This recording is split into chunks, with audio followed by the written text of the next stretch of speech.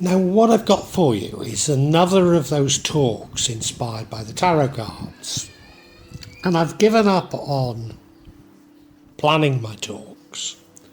I'm simply using the tarot, and this one has thrown me quite a bit. Do you know, I suppose the overall message is things aren't what you think they are. And that's why the tarot is throwing me. It's making me think a little bit harder instead of jumping to the obvious conclusions. And we look at that central card there, Ten of Swords, card of deception. We all know we've been deceived. There's almost nobody denying it now, apart from those paid gobs that are named in the Pandora and Panama Papers and Epstein's little black book, you know. Oh, and Piers Morgan. So, you know, there's nobody denying that we've been deceived anymore, but we're on a continuum from it being a few bad apples to nothing is what we think it is, which is my line.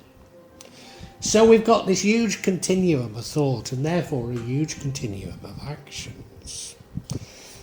We do look back to more happy, more contented days. I mean, I grew up in 1960s Britain when there was still something like social democracy. There was a way of creating change in society. I'm not saying that the differences between Harold Wilson and Ted Heath were enormous. But, you know, they did mean something then. If you went to a Labour Party husting, you know, you could talk about profound issues. Well, they still had Clause 4 on your membership cards. You know, so they were times that were definitely more charitable, yeah. And now, there doesn't seem to be much honesty or truth anywhere. You know, I'm talking about if you want to buy a product or service, there seems to be more scams than there are actual products or services. You know, I got a notice the other day from the UK government, and it took me forever to contact the UK government about it, to be told, no, it's just a phishing exercise. But it wasn't an obvious phishing exercise. I mean, maybe my antivirus software had taken off the bits that were obvious, but it wasn't obvious. You know, everything now is a scam. And why have we allowed government to go online in this way when it's so open to these scams? We may have to give up on people we love and things we love, just in order to create a change of mind. It doesn't mean to say we'll lose them, but we have to be prepared to. And I think all that's going on is making most of us that little bit depressed. Perhaps no longer seizing the opportunities that we would have in the past because we no longer care about them. But I think this is a necessary thing. What isn't necessary is for that to spill out into becoming a meanness. Yes, we might not be jumping at opportunities, but there's no need to be mean with others. And you know, by going inside ourselves and looking for solutions, we're going to emerge so powerful. We really are. For once we've grasped it, the world is ours. Everything is ours. And some of us are going to have to take on the role of father, because there's still many people grasping at what the hell has happened.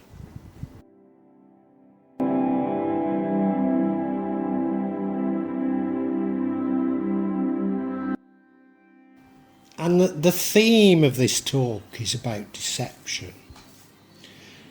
But it is really, as I say, we all know we've been deceived. Even the deceivers know that we've been deceived. And we know that they know that we know. But still some are determined to deny everything. You know, years ago I used to spend a lot of time in Vietnam, and I'd fly into Saigon. It was the old airport in those days. And I'd jump into a taxi and the driver would say $10. Now, you know, I was a regular. I knew that if you put the meter on and you paid in dong, it was the equivalent of $2. So I'd get annoyed and try and explain. And all they'd go is $10. And eventually the penny dropped that they spoke no English. There's no point in remonstrating. So all I used to do was pay them what I knew the equivalent, what I needed to pay in dong at the end of the journey, and get out of the taxi and not get annoyed. And we're in exactly that position now. So many have been caught red-handed. I mean, come on. We've got the Panama Papers, we've got the Pandora Papers, we've got Epstein's little black book. And yet none of these people have been brought to justice, and they're carrying on as though nothing had happened. And yet we all know about it. You know, they've been rumbled, and they're carrying on like nothing had happened. And so some of us, some are just in complete denial. Some see it as a few bad apples, such as those in the Panama and Pandora Papers and Epstein's little black book.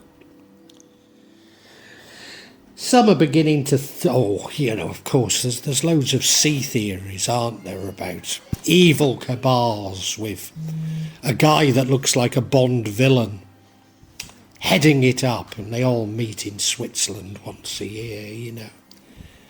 And then, you know, people could say, well, it's all of this and all of that, and so on and so on and so on. And, you know, you can't help but feel when you switch on this very platform, and almost every vlog now has something from Wikipedia posted on it as though they all need correcting. You know, now, when did Wikipedia become the world's authority? You know, what's going on? What's going on? And yet I'm under a warning of a strike, I think it is, because I showed a highly stylized work of art depicting reality. You know, it's madness. It's madness, isn't it? And then we've got people, you know, it goes along, you know, a few bad apples, a cabal engaged in devil worship, you know, and it keeps going until you begin to get to people like me who question everything. And I mean everything. I even question, is what we call reality a reality even? Maybe our dream state is closer to the truth than what we call our awakening states. I really don't know, but I question it all. And I think the message is, and of course that would mean that therefore we're all complicit in what has happened. There's no point in pointing at a Bond villain, because we've all been involved. We're all a part of it. Yeah. And if that's the case, then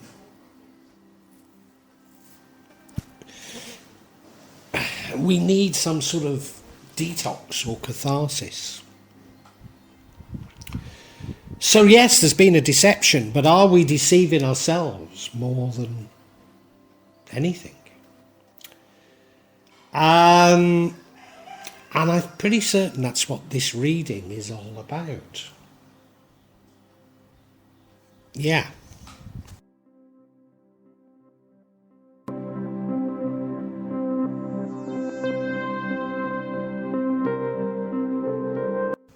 Now, I grew up in 1960s Britain. It was a Britain where power was widely dispersed.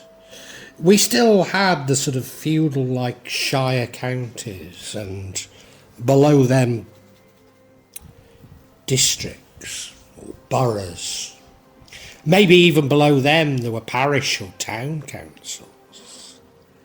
And within each of those there were professionals who had a degree of power and a degree of authority. And it provided checks and balances against central government. We felt we had the right to tackle this business when we believed that what they were doing was not in the interest of humanity.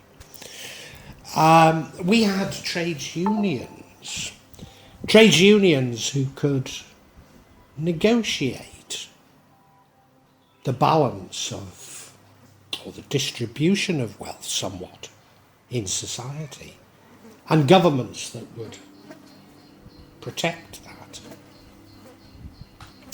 We had youth clubs. We had school milk. We had free education, even for master's degrees. Difficult to get in, don't get me wrong. But free education, free health, an NHS that worked. Of a fashion. Well, no, it worked. We had so many things. We had so many communal assets. There was a pride in these communal assets. We had parks. We had public spaces. We had so much to be proud of as a society. And it's all gone. It's all been destroyed. You know, when cities the size of Birmingham and Nottingham and their councils declare bankruptcy, what the hell is happening? What the hell is happening? The communal assets have been stripped by wealth funds, you know, by vulture capitalists. Products and services aren't developed any longer in the interest of humanity, but simply to get us addicted. You know, nothing. Yeah.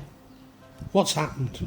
And there is no opposition. You know, the very word capitalism, communism, socialism are all totally meaningless now. Meaningless. Left and right even. I cannot possibly have a conversation with Americans about communism and capitalism because we mean completely different things by the same words. You know, it's destroyed any potential opposition. I suppose apart from opposition of the far right, you know, apart from fascism as a potential opposition. You know, it's destroyed absolutely everything. So, yeah, the past was a better time, wasn't it?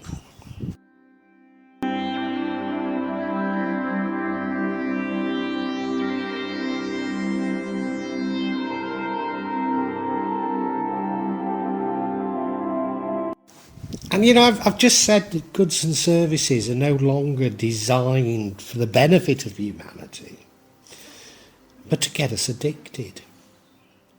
To get us addicted to them. I've also said that, you know, the very words capitalism, communism, socialism are totally meaningless now, left and right. Everything has been destroyed. Our faith in science, our faith in universities, our faith in medicine, certainly our faith in politics. And yet they still tell us our vote counts and say that we've got to go and vote and it's important. And we all know blatantly that it means nothing. You know, they keep on with this bullshit that we have to... And they believe that we believe it, or at least they have to pretend that they believe that we believe it, or the whole edifice comes tumbling down, doesn't it?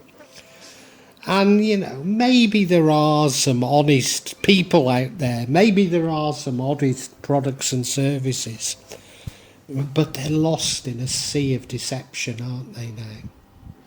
Everything is lost. And do you know, this full fake news and sea theory thing, you know, you're not telling me that blokes like me stuck up a remote mountain in Java and making up these sea theories. No. They originate from the powerful. Now, you know, I am not saying exactly where... I'm certain some come from security services, you know. And of course they are then taken up by others. But, you know, these sea theories, there's a lot of money behind them, you know. And they talk about fake news, but most of the fake news is created by the governments and the powerful themselves. And yet it's us, the public, who get accused of fake news, who increasingly are going to be prosecuted for stating our firmly held beliefs. You know, nothing is real, everything is ephemeral. There's nothing we can trust anymore. Nothing. And that's not to say that some things might not be trustworthy, it's just that we don't know where to turn.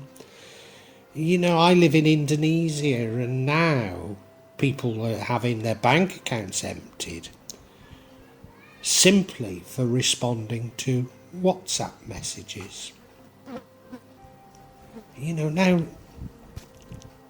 if it's that easy to wipe somebody's bank account, then surely we should never have gone to mobile banking. Never. And why the hell are they talking about central bank digital currencies?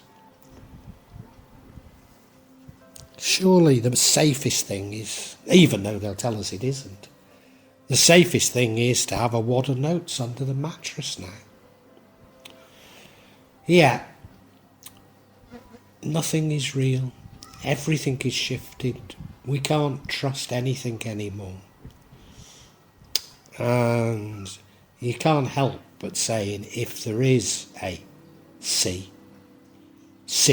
if you see what I mean, then that's it, to make us not trust in anything.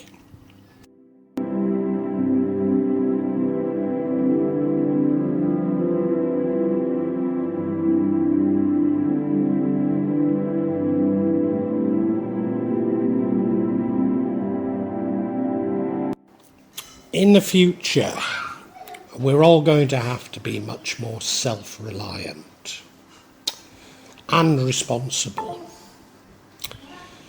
To step up and understand that we too have played our part in the deception. We all were. Because it's a deception of the mind. And this means that we're going to be attacked for our views. We're going to be somewhat alone, but the universe will reward us for this act of bravery. I don't think it's to do with actions so much as conveying our thoughts to others. It's certainly not about retribution. But we must be prepared to give up everything for it, including our loved ones. Don't worry, the universe will reward us. We've got nothing to worry about. And indeed, it's by overcoming our fears that we can create a better world. But we must be prepared to be alone, to stand out and be called tin hat wearers, to be called sea theorists, etc., etc. To take the brickbats from the evangelical religious minorities who are so vocal at the moment. And it will be lonely at times, but we're being told that this is what we must do.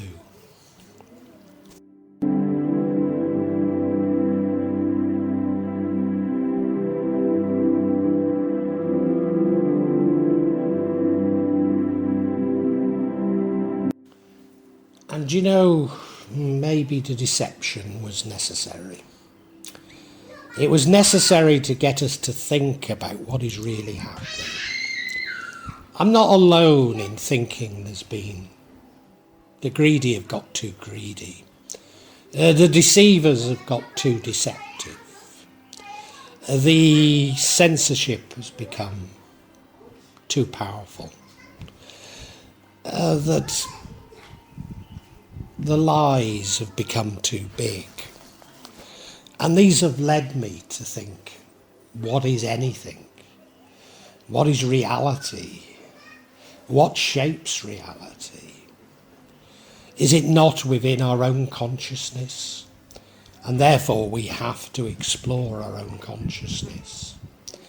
And inevitably that will mean us missing opportunities in what was the old paradigm, the old world, and focusing simply on what is in our minds. And as I say, recognising our own complicitness in constructing a reality that is coming close to destroying humanity itself, and we're all a part of it.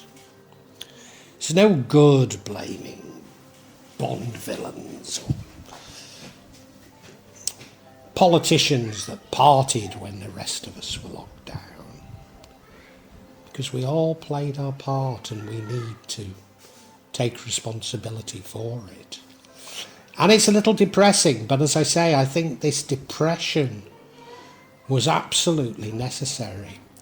We probably have to go through a period of thinking there is no hope before we can find hope. Yeah, we have to look inside ourselves for answers. And at first, we won't like what we find. But we must go through this. It was necessary. All this was necessary to create the change that's going to free us to construct a reality that is much more human and humane.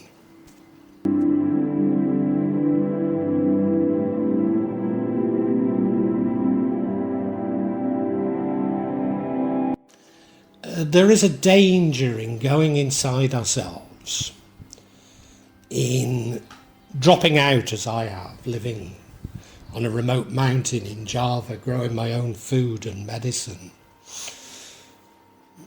shunning, well, I still have to use a mobile phone, but you know, shunning the mobile phone, refusing to scan, paying whenever possible with cash now. There's also, you know, we all know that the financial situation is becoming more and more precarious.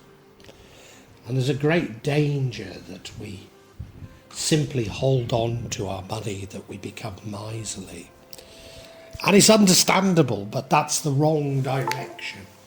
For the direction we need to be moving towards is one of generosity. A society closer to that I grew up in 1960s Britain. We can never bring it back, but at least we can be guided by it. So we need to shun materialism if we are to embrace the changes that are required of us. Even though that's very close to the sort of depression that we all need to go through in order to discover what is really required of us.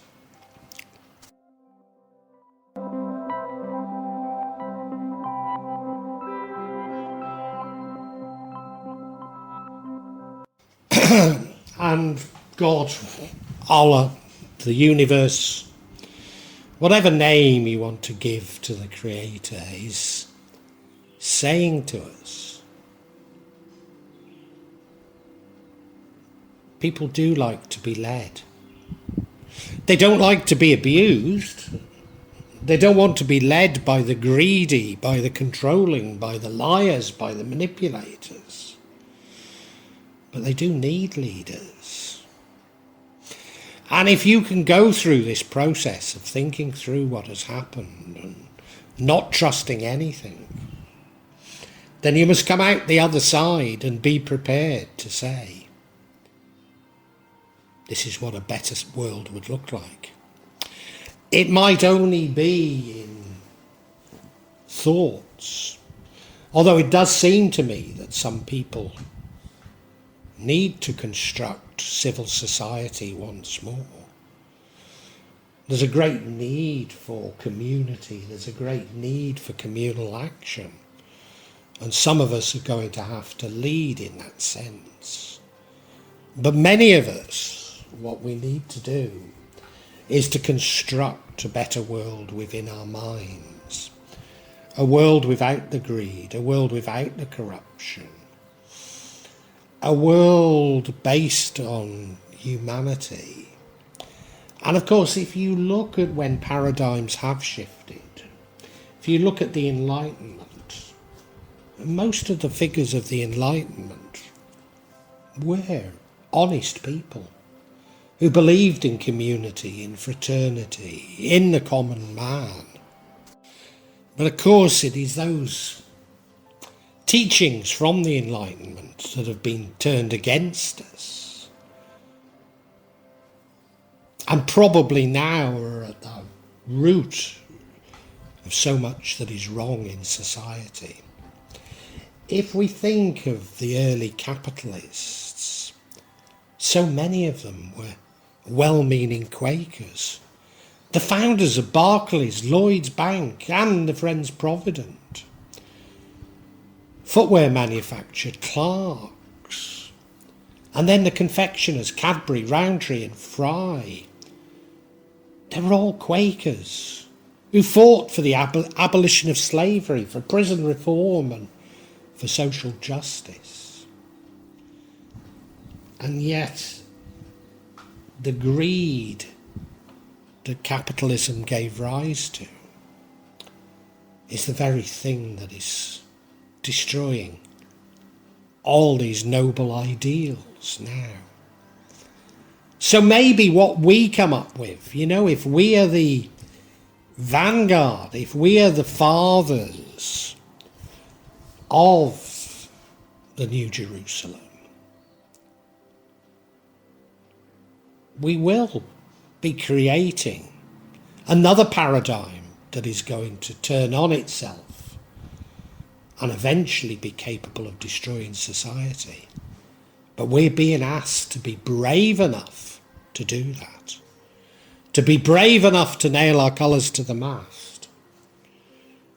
It's not going to be out of self-interest, it's not going to be out of greed or even a desire for control or leadership.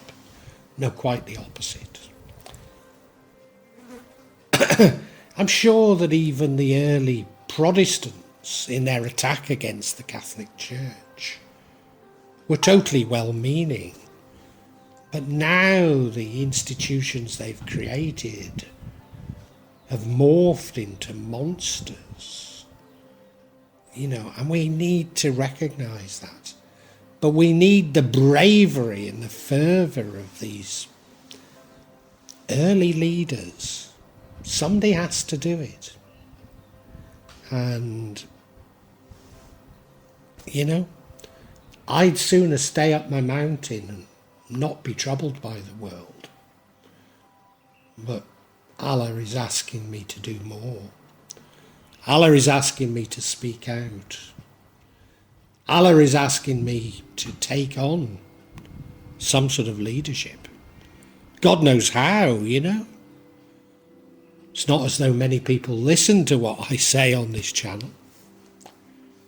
But I have to keep on. I have to keep on going because somebody does.